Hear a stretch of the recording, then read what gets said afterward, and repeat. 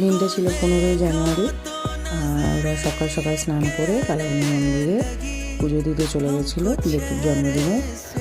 সকালে একটু পুজো দিয়ে আমরা প্রত্যেক বছর গিয়ে, এবার আমার যাওয়া হয়নি কারণ রান্না বান্না আমার ছিল। দুপুরেই আমি আয়োজন করেছিলাম। আয়োজন বলতে এই বছর সেরকম কিচ্ছু করা হয়নি। ওর কিছু ক্লোজ ফ্রেন্ড ছিল আর মা বাবা আর বোনের বর ছিল।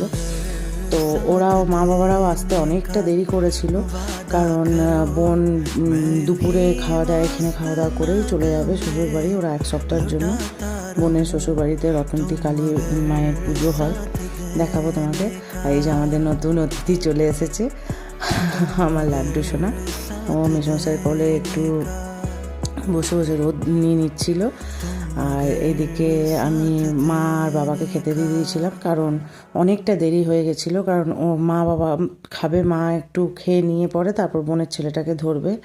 আর বোনের বাড়িতে যেহেতু পুজো, ওই জন্য ওদের সমস্ত নিরামিষ করেছিলাম একদম বিনা পেঁয়াজ রসুন দিয়ে। তারপরে বাবু একটু ওয়েট করছিল কারণ ওর বন্ধুরা দুটো বন্ধু স্কুল গেছিলো, স্কুল থেকে এসে তারপরে এসেছিলো আমাদের বাড়ি। আর যেটুকু আয়োজন করেছিলাম দেখো এখানে দেখতেই পাচ্ছ, একটু চিলি চিকেন করে দিয়েছিলাম। ওর যা ফেভারেট, ও তো খাসির মাংস খায় না।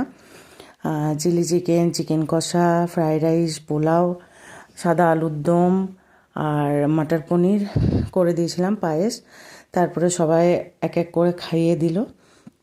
আমি একটু খাইয়ে দিলাম, বোন, ওর মেসোমশাই আর বাবা, ওর পাপা সবাই একটু একটু করে খাইয়ে বাইরেই ওরা সবাই মিলে বসেছিল খেতে।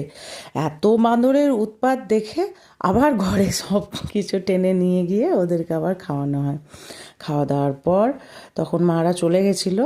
তারপরে মনে পড়ে কেক আনা হয়েছে, তারপরে ওর বন্ধুদের সঙ্গে কেটে নিয়েছিল। সামনেই পরীক্ষা, ওই জন্য রাত্রেবেলায় এবারে কিছু আয়োজন হয়নি।